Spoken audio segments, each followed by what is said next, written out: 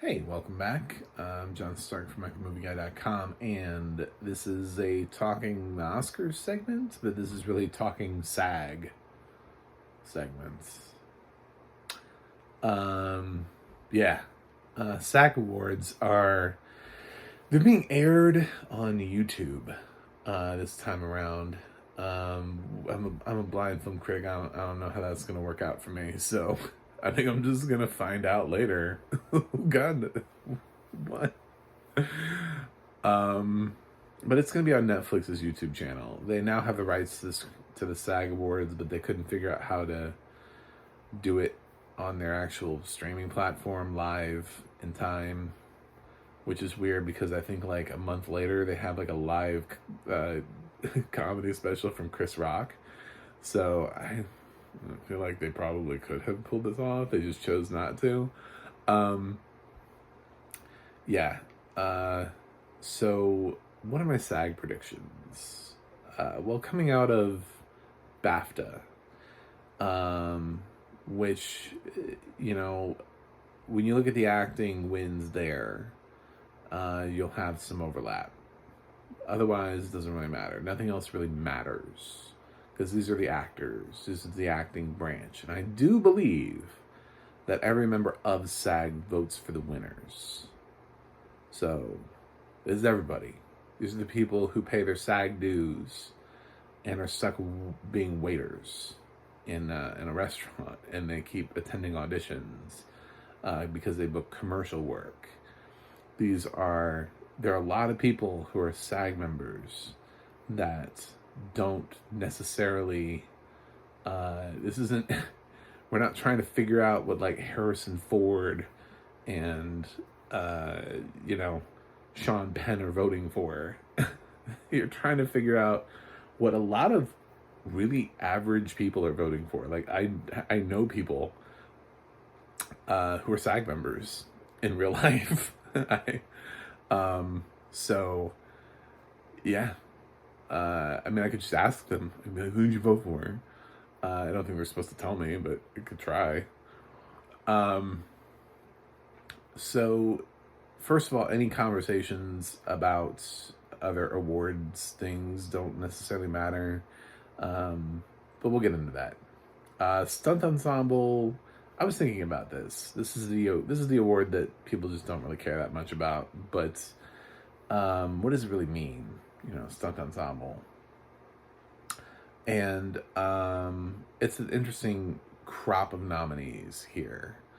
We have like Black Panther, The Woman King, Top Gun Maverick, Avatar, and The Batman. And those are wildly different stunts. And I was thinking about, okay, so stunt ensemble, who's doing what? How much of it was faked? Avatar for me seems like a really hard one. I don't think they're going to give it to Avatar because a lot of it's blue screen, a lot of it is computer effects. So it becomes really hard to tell what is actually a stunt and what was just what was actually just rendered. Unless James Cameron sent the SAG Awards branch, like a documentary special on on how we filmed the film. I don't see Avatar winning. I think it's a little too effects heavy to be able to tell where the actual stunt coordination is. The Batman might be a little underdone. The great stunt coordination there is probably the car chase. There might be a little less stunt coordination. So I came down to like 3 films. You've got Top Gun Maverick, you've got The Woman King, and you've got Black Panther. Now, Black Panther and The Woman King both have sort of traditional combat stunt coordination in them. It's possible they cancel each other out. It's possible that because of that, because it's a lot of hand-to-hand combat type stunt coordination in terms of battle sequences, that's counting them out, and it's possible that Top Gun Maverick ends up winning here. Um,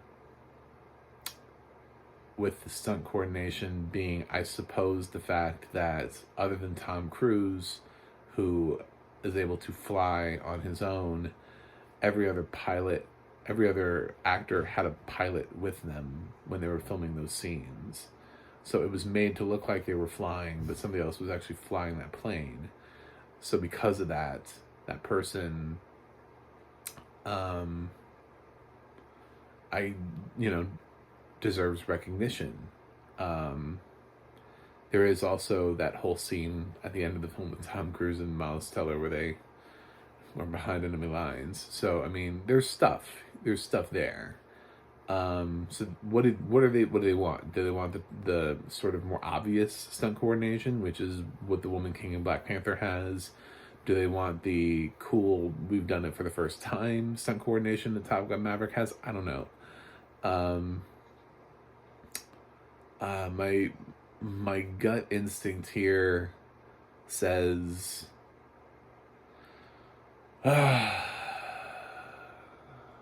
currently, I can tell you on Gold Derby, I have Black Panther predicted. I think this is a great place to award Black Panther. It was a crowd pleaser film, as well as Top Gun Maverick, Woman King lesser, a little bit lesser. And you're talking about a voting body. I think, I don't know. I think it's a toss-up between Black Panther and Top Gun Maverick. I picked Black Panther, honestly, because Top Gun Maverick was the favorite. And I just wanted to see if I could swing in a surprise. So, it could be Top Gun Maverick. It's hard to tell because they're different types of stunts. Of course, with acting, it's just different type of performances. So, but when you talk about an ensemble, it's really hard to. I mean, you're talking about everybody. A performance, you can talk about how well somebody likes an actor or has the film, or there's other things to talk about. Here, it's what kind of stunt do you like, Anyway, moving away from that. We'll talk about supporting actress. I'm actually projecting Jamie Lee Curtis for Everything Everywhere All at Once. I think Everything Everywhere All at Once is something that plays well with SAG. I think this is going to be something where it's not going to find a shortage of love. It got nominated everywhere it could be nominated, except for, I guess, stunt ensemble. And this is the thing. There are people out there that don't like Marvel movies, and that is something that Angela Bassett has to wrestle with. And the question is always, if she's losing the Marvel votes, who are they going to? And with Screen Actors Branch being so wide as it is, I think it's possible that they're willing to give it to Jamie Lee Curtis. She's in this really popular movie. She's been around forever. She's been campaigning the hell out of it. I wouldn't be surprised if suddenly all of a sudden, we all say dumb shit. The race becomes a little bit more complicated because with Carrie Condon winning BAFTA, Angela Bassett has already won her precursors. If Jamie Lee Curtis picks up the SAG award, then it really becomes, well, who the fuck is winning supporting actress at the Oscars? I think there's something that tells me here that Everything Everywhere is going to walk away doing really well. I think it's accessible, but it also feels artistic. It's artistic and accessible, so it helps. It gets everybody here. And like I said, SAG is such a wide branch that you have people who are in every walk of life. I mean, yeah, Ian McKellen is in SAG, but so is that dude who just served you at Olive Garden. and they both voted. So I don't know. I don't know. Um, yeah. So moving on from that, I'm going with Jamie Lee Curtis as a disruptor in the race. I don't. I'm done playing it safe. I'm done just like listening to other people talk about things. I'm done with people that are like, oh, it's Angela Bassett's time.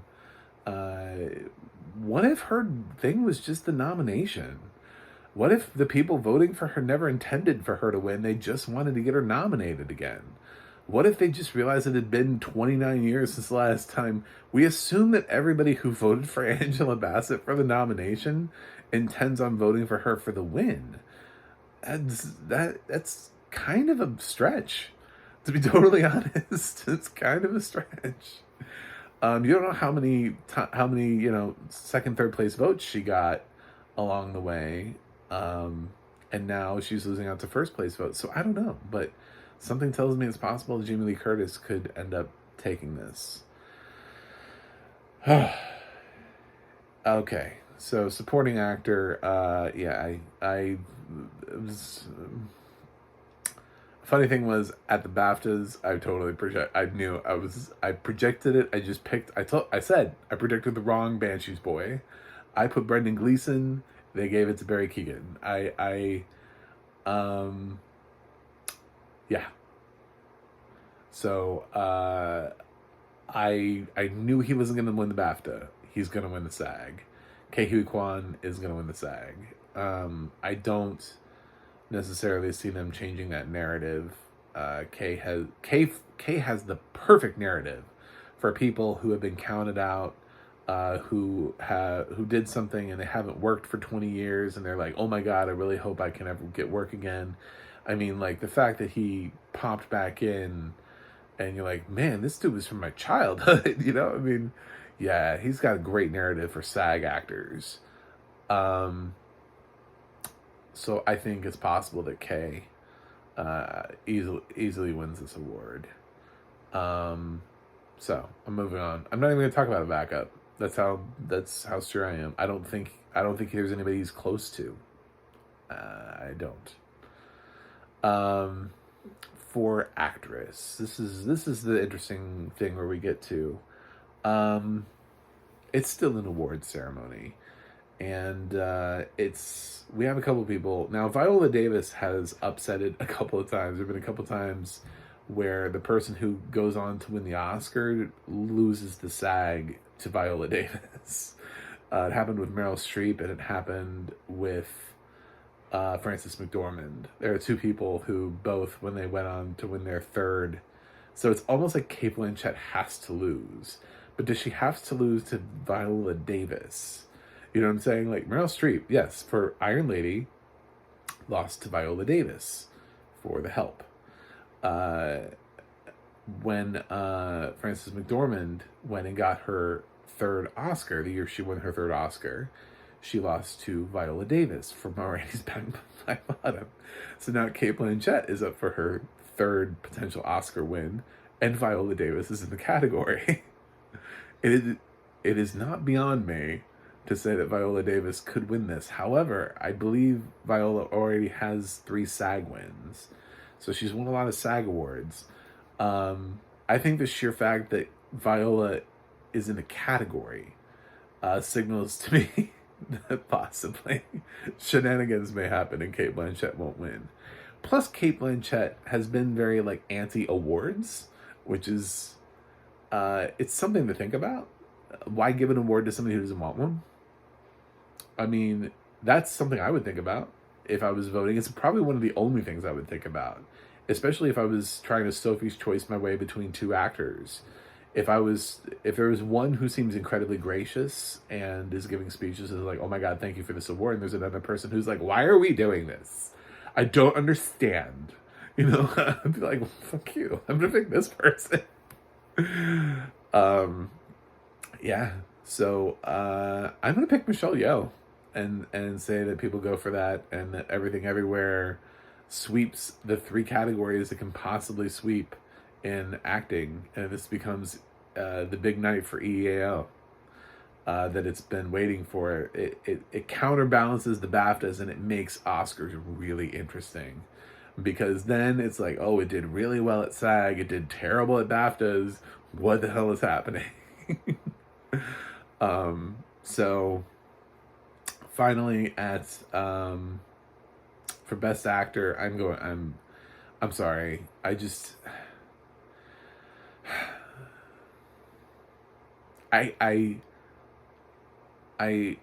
we all have our biases. All of us that do these things and predict these awards, we all have our biases. It's not that I don't like Austin Butler. It's just I know there are so many Elvis impersonators out there that I'm just like, how is it possible that this is the most impressive thing people saw last year? How is it possible? You can go to Vegas and you can see somebody who's doing a pretty decent Elvis impersonation right now on stage. I know that Butler's is more complicated and he had scenes and he had dialogue and, but what are we going to give? Every time somebody transforms into a musical artist, like, it's just, oh, we got to give it to them. Rami Malek, Austin Butler.